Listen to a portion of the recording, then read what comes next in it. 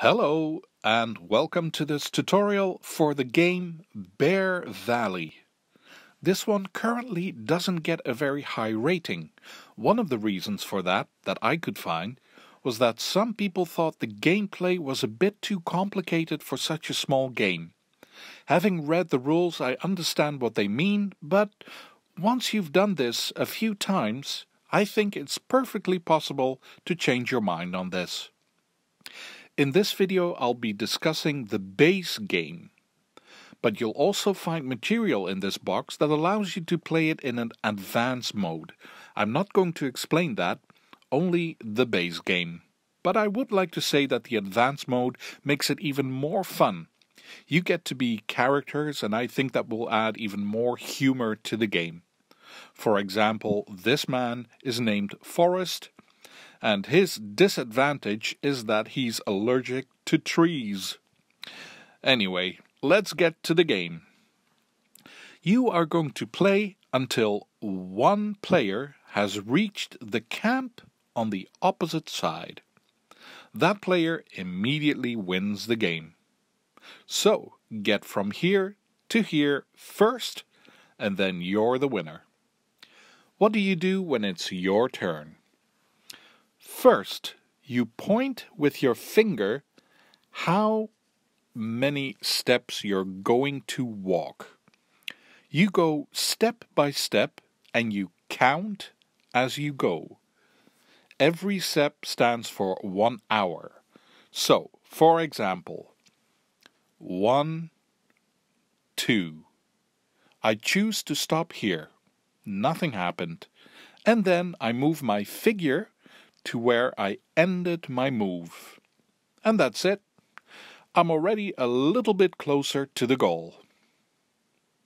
Now, as you can see, there's more to the game than this. For starters, I've run out of path, because when you move, you must move on the path. You can't just go pushing your way through the trees. This is Bear Valley. There could be a bear behind every shrub. So, when it's your turn, you first show everyone how you're going to move by pointing it out with your finger and count as you go. But when you reach a point where there's nothing there yet, you just point to that empty space and put a card there. You always put cards like this, never like this. So, you've created a new path. It fits. This is a bridge, by the way. You can walk over bridges, but our path leads under the bridge. And you can keep going until you either choose to stop or the game forces you to stop. If it's possible and you want to, you can end your turn by moving your player token to the spot where you chose to stop moving. You don't have to. You can also leave it where it is. A little recap. First you point with your finger where you want to go, step by step, and count as you go. You can keep revealing new cards and keep going, and when you choose to stop, if you want to, move your player token to that space. 2 details I like to add here. You are allowed to go backwards in your next turn. If you came here, next time you can go back 1 or more spaces. And the other thing is, you can't go to cards where there is another player. The camp is the only space where you can all be together. Alright, let's have a look at some obstacles. Number 1. If you reach a space where there is water, or you reveal a card that has water on it, you must end your move in that space. You stop where there is water. Number 2. Mountains. If the card is already there, you can move past it, but you have to stop on the card that's next to it. You end your move there. And if you reveal a card that is a mountain, you have to choose. Either you leave your player token where it is, or you move it and you put it on the mountain card. But that would mean that next turn you can only move one space, because you always have to stop your movement next to a mountain. Number 3, woods. These are woods, and you can walk through them.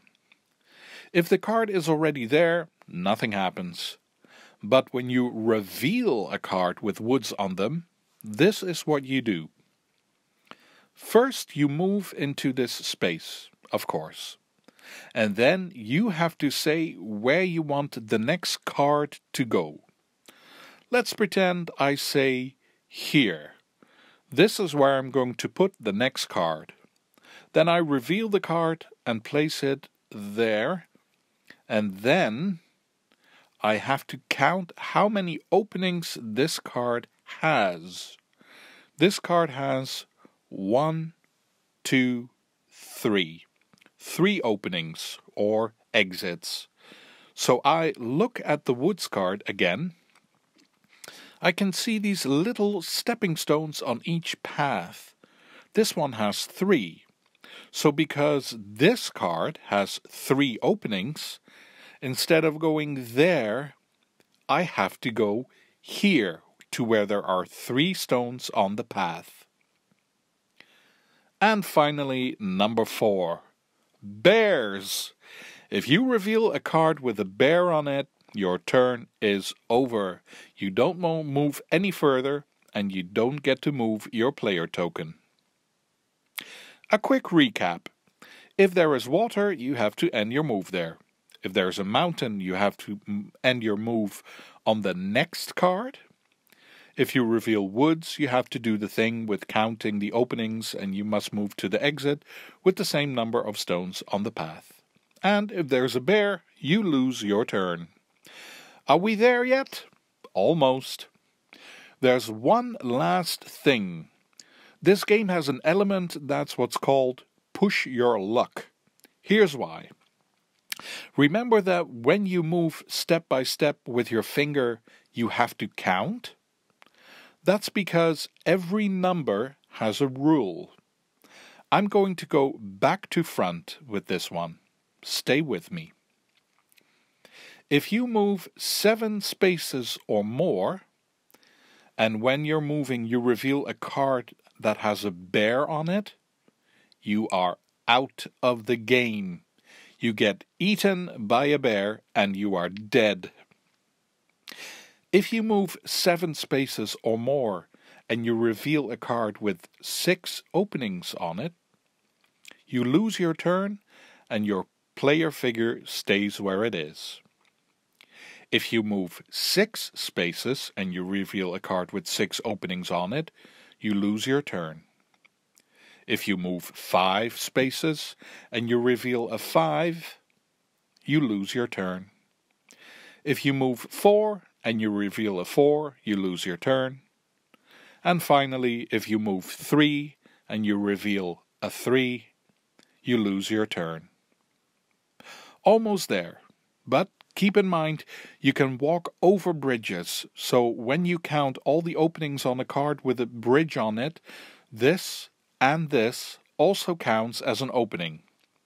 Wrapping up, when you move 1 or 2 spaces and then the card you've revealed leads you to a dead end, you can pretend you made a little tunnel and move to the next card, but you have to stop there.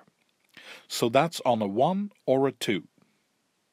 And then last, when you make your move on number 1 and immediately it's a bear, you escape it and you move to the next card where you stop.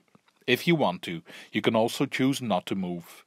But again, if on your first move you reveal a bear, you are allowed to move past it and then stop. That's it. Let me go over the whole game quickly. When it's your turn, move with your finger 1 step at a time. You can keep revealing new cards to make a new path, and you stop when you want to, and then choose if you want to move your player token there. Or the game forces you to stop moving. If it's water, you must stop there.